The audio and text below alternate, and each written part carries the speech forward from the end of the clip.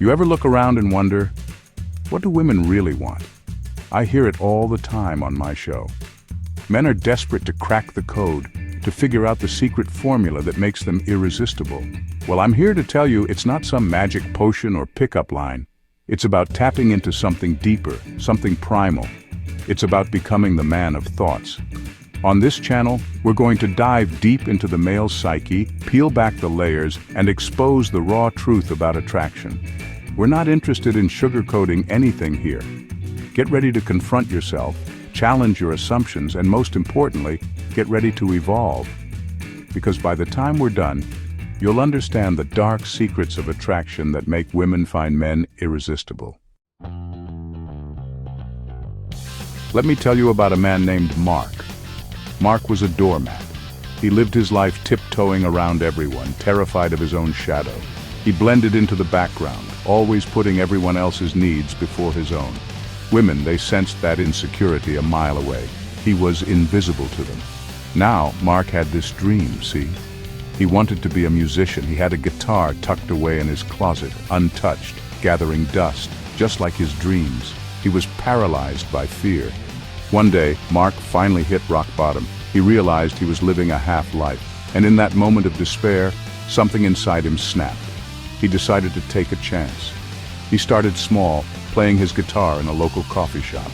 His hands were shaking, his voice trembled, but he pushed through. Week after week, he kept showing up, and you know what happened? He got better. The fear didn't disappear, but he faced it head on. He started writing his own music, pouring his heart and soul into every note.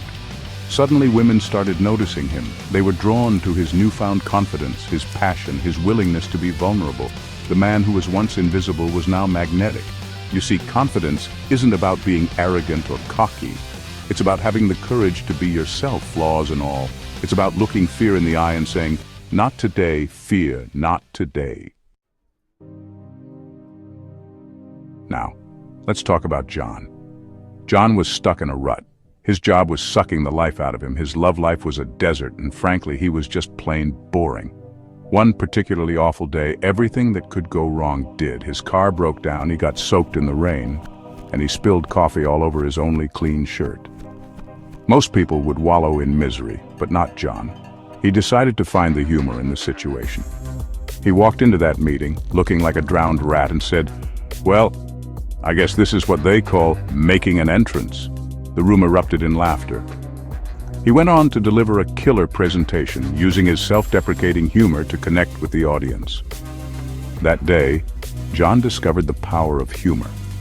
He started using it as a shield against life's curveballs. He found that when he could laugh at himself, it disarmed people. It made him approachable, relatable. And women? They love a man who can make them laugh. Humor breaks down walls. It eases tension, and it shows that you don't take yourself too seriously. It's a sign of intelligence, quick wit, and the ability to find light in the darkness. Chapter 3. The Allure of Ambition. This next story is about David. David was a dreamer, always had his head in the clouds. He had grand visions for his future, but he never seemed to get anything off the ground. He was content to just talk about his ambitions, never taking that crucial step forward. One day, David met a woman, Sarah. Sarah was brilliant, driven, and she could see right through David's excuses. She challenged him. She said, "David, you're full of potential, but potential doesn't pay the bills. What are you going to do about it?" Her words were a wake-up call. David decided to prove her, and more importantly, prove himself wrong. He started working late nights, sacrificing weekends, pouring every ounce of energy into building his dream. He was relentless in his pursuit. The road was tough, filled with setbacks and disappointments, but David refused to give up. He used his ambition as fuel, and slowly but surely he started to see results. His business began to thrive, his confidence soared, and he became the man he always knew he could be. Women, you see, are attracted to men with a purpose. They're drawn to the energy and the drive of someone who's passionate about something bigger than themselves. It's intoxicating to be around someone who's going places, who's building something meaningful. Chapter 4. The Strength in Sensitivity. Let me introduce you to Michael. Michael was the strong, silent type. He bottled up his emotions, saw vulnerability as a weakness. He thought that being a real man meant never showing any cracks in his armor. But behind that stoic facade, Michael was a mess. He pushed people away, sabotaged his relationships, all because he was terrified of getting hurt.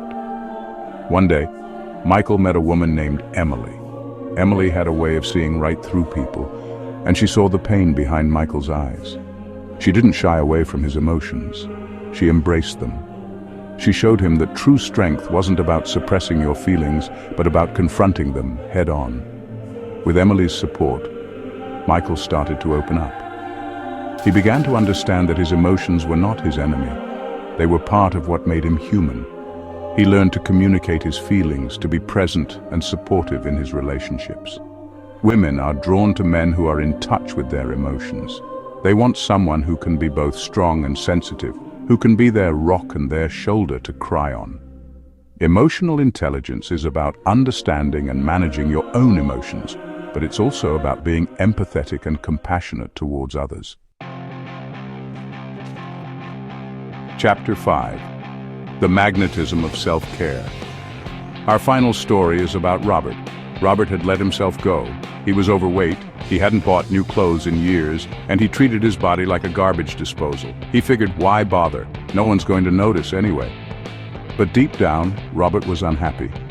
He lacked energy, his self-esteem was in the gutter, and he felt invisible to the world. One day, Robert decided he'd had enough. He started small, going for walks, making healthier food choices, and gradually he started to feel a difference.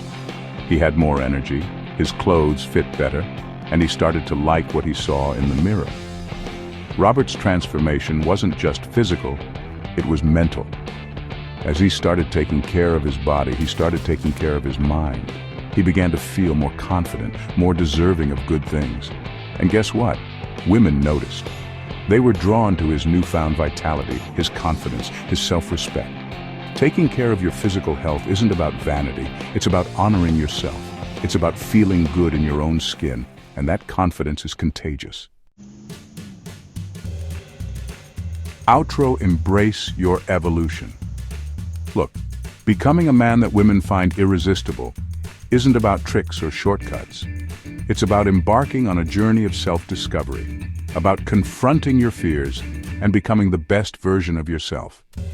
We've talked about the importance of confidence, humor, ambition, emotional intelligence, and physical well-being. These are not just buzzwords, they're pillars of a life well lived.